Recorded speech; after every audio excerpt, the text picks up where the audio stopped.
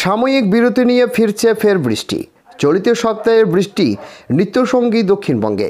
কখনো বৃষ্টি, আবার কখনো হালকা মাঝারি, আবার কখনো ভারী থেকে অতি ভারী বৃষ্টির আশঙ্কা ছিল। বঙ্গের আকাশে সক্রিয় দক্ষিণ পশ্চিম মৌসুমী বায়ু, পাশাপাশি বঙ্গের আকাশে ঘনীভূত হচ্ছে এই ঘূর্ণাবর্ত।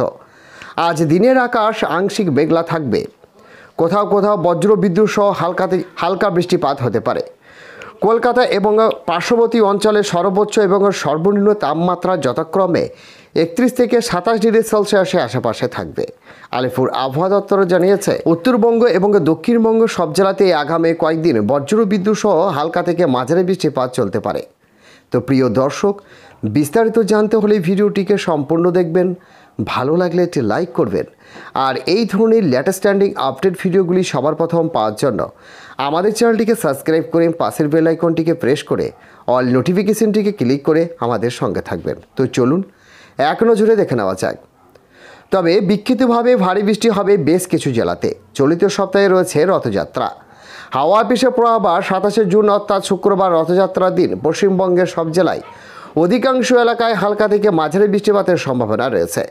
দক্ষিণবঙ্গে আজ কলকাতা সহ সব জেলাতেই ঝড় বৃষ্টির সম্ভাবনা। দক্ষিণ 24 পরগনা, পূর্ব পশ্চিম মেদিনীপুর, ঝাড়গ্রাম, পুরুলিয়া, বাঁকুড়া, হাওড়া, হুগলি ভারী বৃষ্টিপাতের আশঙ্কা রয়েছে। ভারী বৃষ্টির সতর্কবার্তা পূর্ব পশ্চিম বর্ধমান, পুরুলিয়া, বাঁকুড়া, ঝাড়গ্রাম, বীরভূম জেলায়। উত্তরবঙ্গের দার্জিলিং, কালিম্পংয়ে ভারী বৃষ্টির সতর্কবার্তা জারি করা হয়েছে।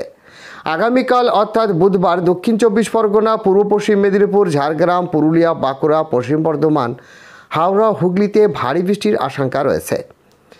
ভারী বৃষ্টির সতর্কবার্তা দক্ষিণ 24 পরগনা, পূর্ব পশ্চিম মেদিনীপুর, ঝাড়গ্রাম, পুরুলিয়া, বাঁকুড়া জেলাতে।